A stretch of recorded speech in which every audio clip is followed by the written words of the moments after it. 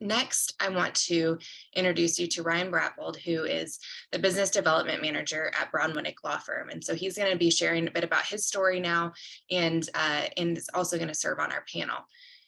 Ryan served 8 years in the United States Army, which included an 18-month deployment in support of Operation Iraqi Freedom. Since transitioning out of the military, Ryan has dedicated himself to serving Iowa veterans.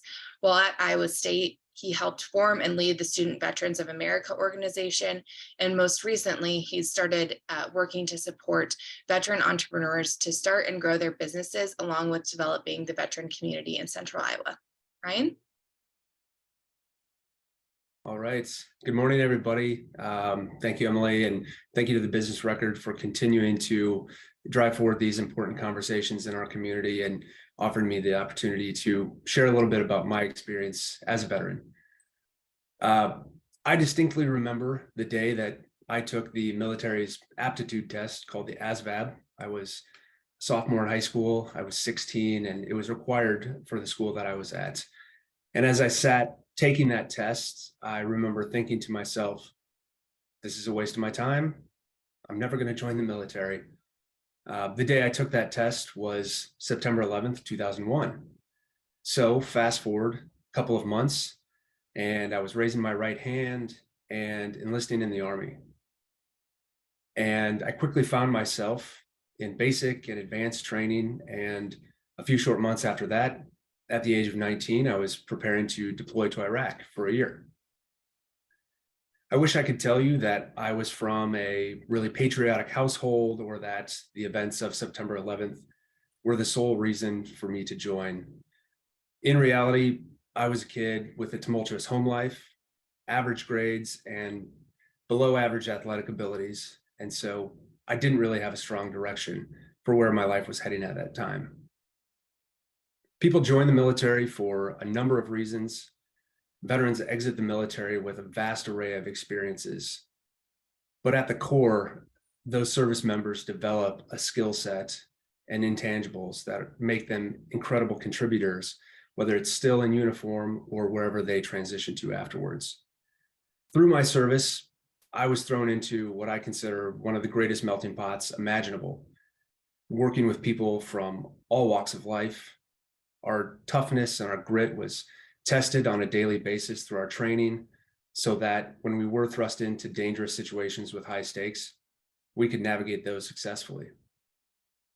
For many that have served, frustrations or challenges that they face in business or in their career pale in comparison to some of those days.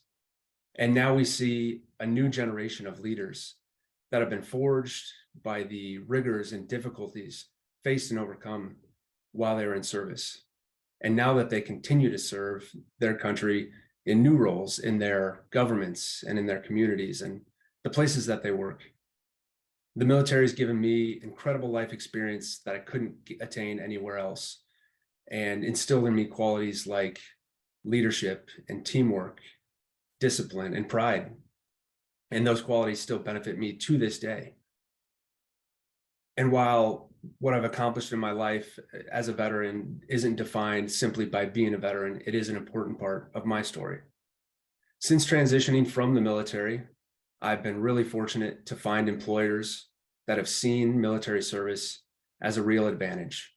And while this is not completely uncommon, especially in Iowa, it's still really valuable to the individual.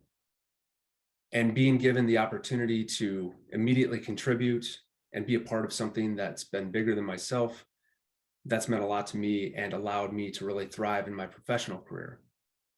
However, my story is not singular just to me. There is an incredible network and community of highly skilled, qualified individuals in the metro and across our state. And as we're discussing today, top talent at finding and recruiting and retaining folks, I encourage the HR professionals and the recruiters and the business leaders to look inward and ask your teams, are we considering untapped talents and the network and resources that are right here in our community? And as you receive applicants, considering military service and looking at the intangibles that those folks could bring to your team that would translate to success.